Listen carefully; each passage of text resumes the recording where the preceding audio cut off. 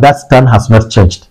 But the state is open to contributions, legitimate contributions, legal contributions from anybody in terms of intelligence, in terms of support, in terms of suggestions. That door is open, but negotiation with the bandit is not the option this time around, as far as Zamfara State is concerned. Allah, the most gracious, the most merciful. Well, some few days back, some students sleeping in their hostels or outside rented apartments were abducted by some bandits. That remains the great concern of evil, serious government. And Zamfara State has security as first, topmost priority in the 6 smart agenda of the present administration of Governor Dauda Lawal. That has become the concern. And what is expected from all well-meaning Nigerians, government institutions or individuals, is efforts to rescue the victims of this dastardly act of banditry against the students. Unfortunately, we have come to be hearing issues of people coming in the state to negotiate with the bandits.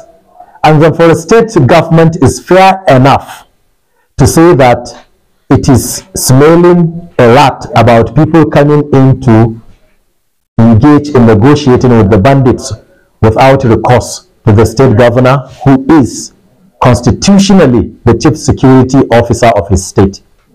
And the government did the needful. You have had the interviews granted by the senior special assistant to the governor on media and publicity, Suleiman Bala Idris, where he made it clear that the federal government should clarify issues of this kind of negotiations by some individuals that are coming into the state to do without the knowledge of the government, asking for clarification. I think the government of Zamfara State under the Dauda Lawal has been fair and very, very wise in asking for that kind of clarification. And I think in less than 48 hours, there was a swift response from the Minister of Information saying that the government is politicizing security issue. By common sense, we should expect at least a thorough investigation. A government of the state has raised an alarm that some people are breaching constitutional provision of going into negotiation with the bandit after it has made it categorically clear that it will not enter into any dialogue with the bandits. You know, given reasons for that, during 2 administrations of the past, negotiations were opted for to see if it could do away with banditry and criminality in Zamfara State. All those efforts, if they were made sincerely, did not record any success, because the so-called dialogue did not bring back the peace of the state. So the government now asked for clarification from the federal government. The expectation is that the government will make thorough investigation, find out who are those agents, who are those individuals or agencies, and explain whether or not they are doing the right thing or not. But we have just had that we debunked the allegation that there is no government agency making any negotiations with the bandits on behalf of the federal government.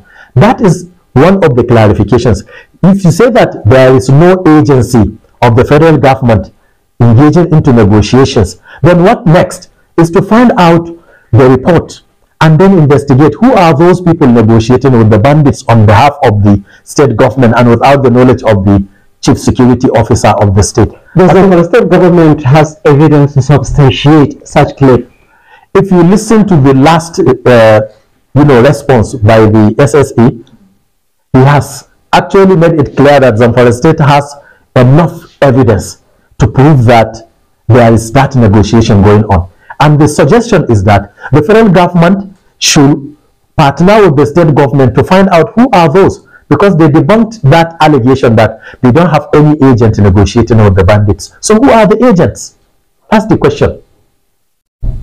So it is now very clear that there is a rift between the state government and the federal government in fighting insecurity in the state. Well, I may not call it a rift, but I will call it a communication gap. There must be a communication gap there, because the clarification is like impliedly given, saying that there are no agencies doing that. And if there are no agencies, then who are those? Because there are reports around Bini Magaji, around Maradun, around some other areas that negotiations are ongoing. And the state government has repeated time without number that all avenues for dialogue have been explored in the past and they did not yield any positive result. And this time around is to face the bandit squarely as the last resort. And I think Dr. Dauda Lawal has demonstrated enough ability to do that. He has demonstrated enough commitments. You can see from the inception of the government, he has been going around from one security agency to the other in the federal capital, meeting the security chiefs at the federal level and maintaining a regular security council meeting with security chiefs in the state to ensure that this menace has come to an end. This is in addition to his promise to recruit, about 4,300 or so local vigilante force that will, civilian JTF, to help in complementing the effort of the security agents. I think he has demonstrated enough zeal to secure the people of the forest state in line with his mandate, number one, of giving back the state the safety they require. So how long has civilian JTF going to start their work? Well, it is about security. And whatever is about security takes a serious pattern.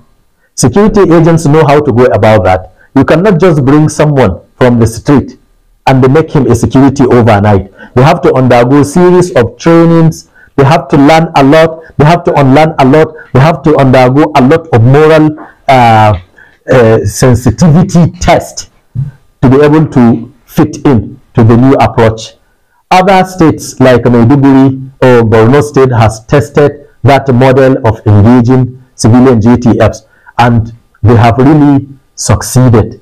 So we hope with goodwill and with support from all well-meanings and for the people and Nigeria, this thing can be conquered. Addressing this problem requires sincere collaboration between the state government and the federal government. How could that be achieved?